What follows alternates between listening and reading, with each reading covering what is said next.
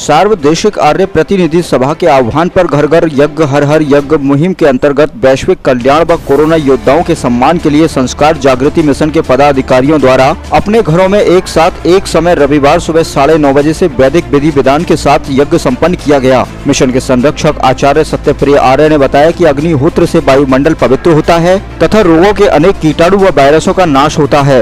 यज्ञ से वायु शुद्ध होकर स्वयं कृमियों का नाश कर देती है। वैश्विक महामारी कोरोना वायरस में भी यज्ञ कारगर साबित होगा। अध्यक्ष डॉक्टर अर्चना प्रिय आर्य ने कहा कि यज्ञ हमारी प्राचीन संस्कृति है। जब तक इस देश में घर घर में यज्ञ होते रहेंगे तब तक कोई वायरस यहाँ अपने पैर नहीं जमा पाएगा। उन्होंने आह्वान किया कि पुनः वैदिक संस्कृति की ओर वापस लौटना होगा, तभी हम विश्व गुरु के आसन पर बैठ सकेंगे। यज्ञ करने वालों में सचिन विवेक प्रिय आर्य, उपाध्यक्ष वंदना प्रिय आर्य, कपिल प्रताप सिंह, डॉक्टर सचिन कुंतल, सरोज रानी आर्य, शकुंतला देवी, रामश्री देवी आदि लोग मौजूद रहे। घर घर यज्ञ हर घर यज्ञ मुहिम के अंतर्गत आज लाखों परिवारों में यज्ञ किया गया। सभी आर्यों ने यज्ञ किया और संस्कार जागृति मिशन के तले भी समस्त जो भी भाई बहन जुड़े हुए हैं उनके परिवारों में यज्ञ हुआ और ये यज्ञ श्रेष्ठ कार्य भी है और इससे पर्यावरण की शुद्धि भी होती है।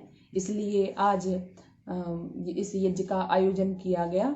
कोरोना वैश्विक महामारी चरम पर फैली हुई है, तो यज्ञ के माध्यम से हम इससे काफी हद तक निजात पा सकते हैं, वातावरण को शुद्ध कर सकते हैं। इसलिए इस मुहिम के अंतर्गत आज सभी ने मिलकर के इस श्रेष्ठ कार्य को संपन्न किया।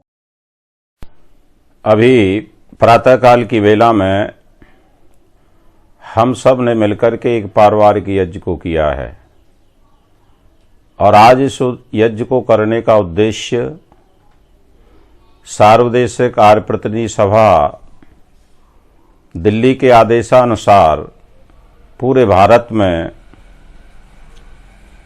यज्ञ करने का उद्देश्य था, क्योंकि कोरोना जो बीमारी सारे विश्व में बहुत तेजी से फैलती चली जा रही है, उसको रोकने के लिए यज्ञ भी एक सर्वोत्तम उपाय है।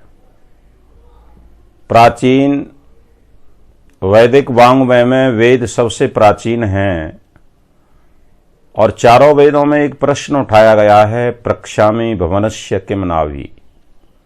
वहां पर पूछा गया है कि शरीर की, इस पृथ्वी की नाभि क्या है, अर्थात ये संसार किस पर टिका है, ये संसार कैसे चलता है।